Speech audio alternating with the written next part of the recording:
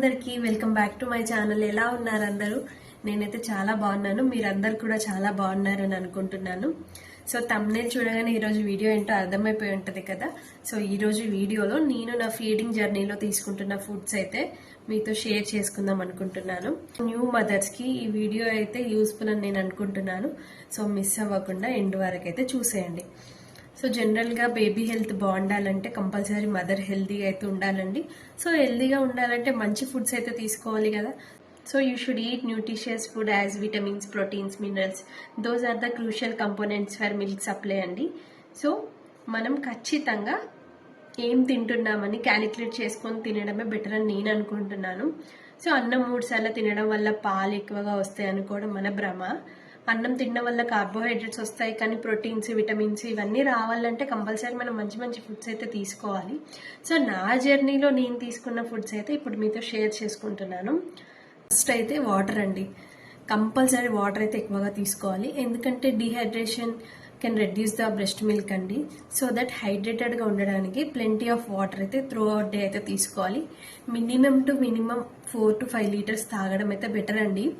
మీరు అబ్జర్వ్ చేస్తే మనం ఫస్ట్ 3 months అప్పుడు, అంటే ఫస్ట్ జనరల్గా మనం ఫీడింగ్ స్టార్ట్ చేశాక మనం తెలియకుండానే స్వెట్టింగ్ అనేది ఎక్కువగా వస్తుంది, మనం డీహైడ్రేట్ అయిపోతూ ఉంటాం.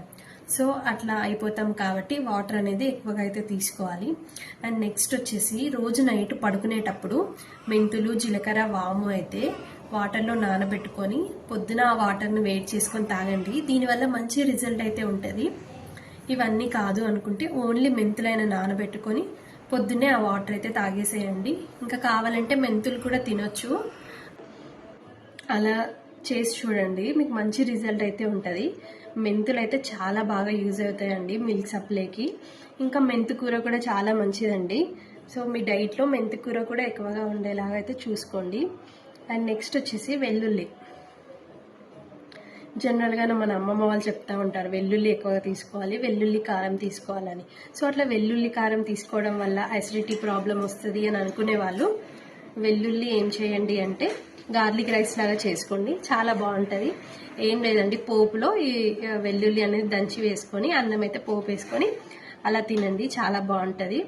అండ్ నెక్స్ట్ వచ్చేసి ఓట్స్ కూడా చాలా మంచి ఫైబర్ ఇంకా ప్రోటీన్ ఫుడ్ అండి. సో ఓట్స్ పాలల్లో వేసుకొని ఓట్స్ కూడా తీసుకోండి. అండ్ నెక్స్ట్ బ్రౌన్ రైస్ అండి. సో బ్రౌన్ రైస్ అయితే కంపల్సరీ మీ డైట్లో ఉండేలాగా అయితే చూసుకోండి.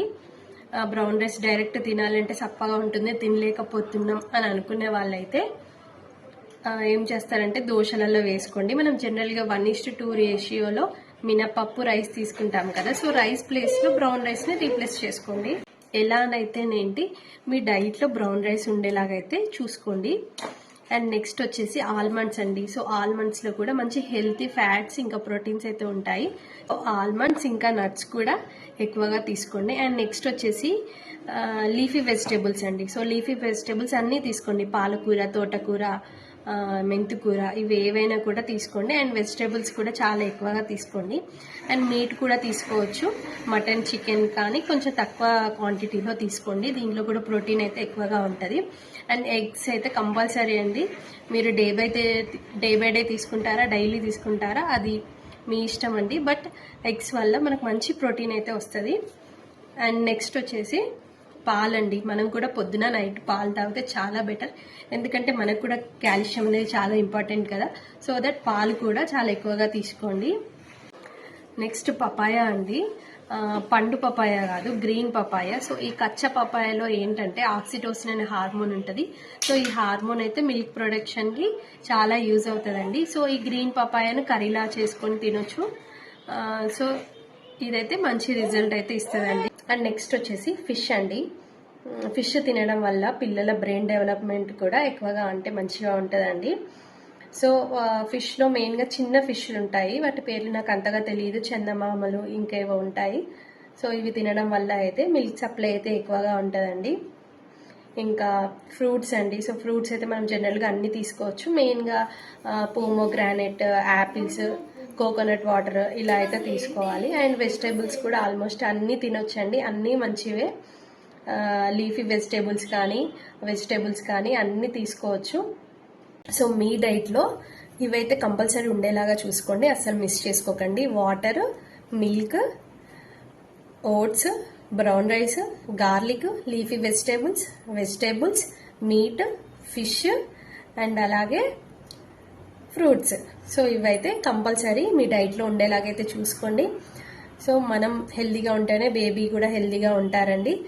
ఎవరైనా కూడా పాప ఏడుస్తుంటే పాలు సరిపోతున్నాయా లేదా అని అడుగుతారు, కానీ మన హెల్త్ గురించి ఎవరు అడగరు. సో దట్ మనమే మంచి ఫుడ్ తీసుకోవాలి, కంపల్సరీ మన హెల్త్ని మనమే చూసుకోవాలండి, ఉండాలి. సో మెయిన్గా ఏంటంటే మనం ధైర్యంగా ఉండాలి, మన బేబీని మంచిగా చూసుకుంటాం అన్న కాన్ఫిడెంట్గా ఉండాలి అండ్ హ్యాపీగా ఉండాలి. మనం హ్యాపీగా ఉన్నప్పుడే మన బ్రెయిన్లో ఆక్సిటోసిన్ అనే హార్మోన్ అయితే రిలీజ్ అవుతుందండి. సో ఈ హార్మోన్ అయితే మిల్క్ సప్లైకి ఎక్కువగా యూజ్ అవుతుందండి.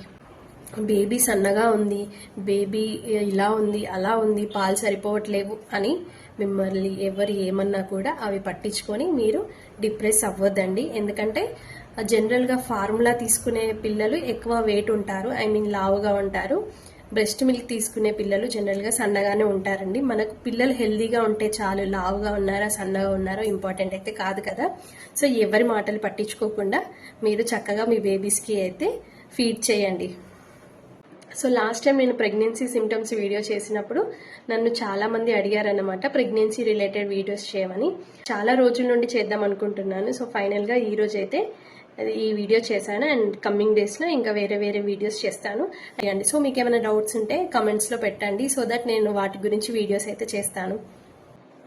అంతే అండి, ఇంకా ఇవే అండి నేను నా జర్నీలో తీసుకుంటున్న ఫుడ్స్ అయితే.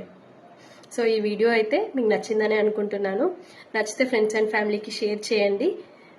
ఎవరికో కొంతమందికైనా ఈ వీడియో అయితే యూజ్ అవుతుందని నేను అనుకుంటున్నానండి. సో వీడియో నచ్చితే లైక్ చేయండి, అలాగే నా ఛానల్ని సబ్స్క్రైబ్ చేసుకోండి. Thank you for watching. See you all in next video. Bye bye.